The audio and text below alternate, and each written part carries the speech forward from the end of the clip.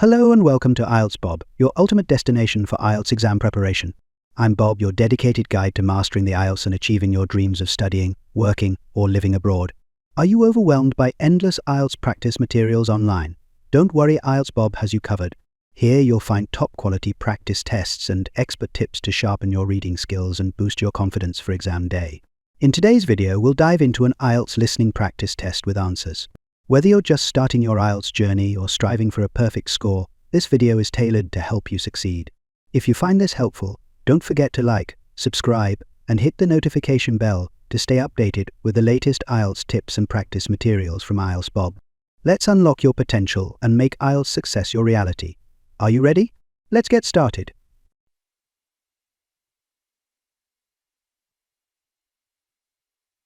Section 3.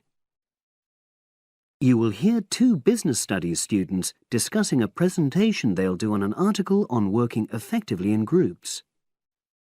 First, you have some time to look at questions 21 to 26.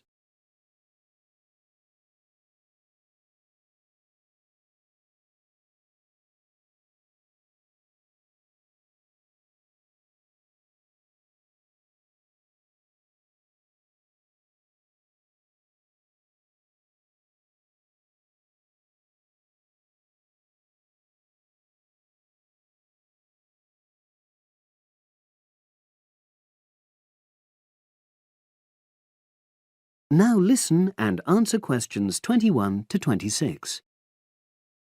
So, Brad, what did you think of the article on group work? Oh, hi, Helen. Yeah, it was pretty good, with helpful pieces of advice on how to make group work effective. I think we were lucky to be given such a straightforward text to present at the management skills seminar. Yeah. Actually, shall we discuss it now? Have you got time? Sure, it's only a 10-minute presentation, so we just need to explain and then give our views on the main points raised in the article. I'll jot down some notes. Right. So, there are 3 main sections. I suggest we start with listening. Yeah, effective listening in groups, because it's not something that's frequently covered on courses in our field. No, and we should say that in the presentation. Yeah. And also effective listening's pretty simple, you know. I don't think it's hard to learn. Well, people think it's easy, but in my experience, most of us tend to be very lazy listeners. Okay, I wouldn't argue with that. Something I do think we should emphasize is the power of the listener's posture, gestures, etc., in making speakers feel respected. Not that you're just waiting for them to finish before jumping in with your own ideas. Uh-huh. Okay, right. The next section is on goal setting. Let's make sure we're clear what the article says on this. Yeah. Well, firstly, it says that all group members must be given time to explain their own goals. That's it, yeah. And then, did it say that the whole group should agree on common goals? That's a bit too strong. It's more that everyone's agendas should be equally acceptable.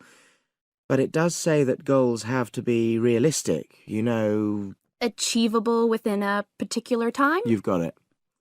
That's really what the article's saying.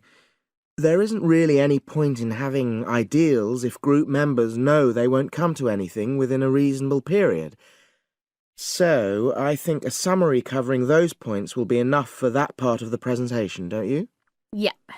Now, the last section is about conflict resolution. Actually, I thought it was the worst part of the article. Me too. I don't think it went into sufficient detail on the issue. Actually, I thought it devoted too much space to it, but that it was all rather boring, you know? It didn't mention some of the more radical theories. Absolutely. I found that really irritating. Right, and also I think it could have said more about conflict sometimes being healthy in groups. Absolutely. It just mentioned rather glibly about how we should avoid thinking of winners and losers, and that quick resolution of conflict is always desirable. Without explaining what these terms mean? Well, it gives quite detailed definitions, but doesn't develop a proper argument. Right. So, for the presentation, I think we just give some definitions and then explain what we felt were the weaknesses in the article's treatment of conflict resolution. Yeah, good. Now you have some time to look at questions 27 to 30.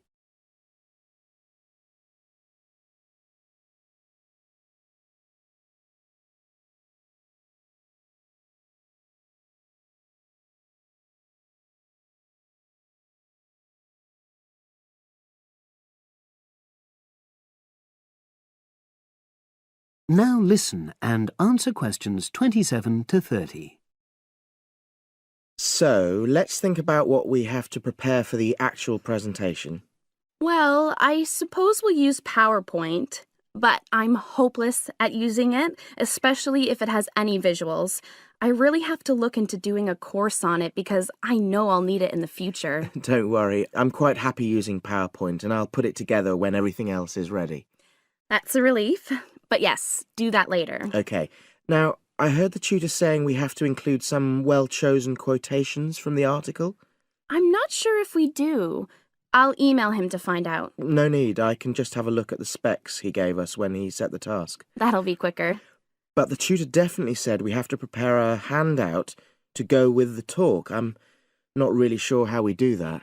Sarah did one last year. Who's she? She's doing the same option as me on marketing. I'll ask her advice on what to include. Great. So that just leaves the bibliography at the end. I suppose it'll mainly be articles. Yeah. So we'll just look on the web, and we can leave that till later.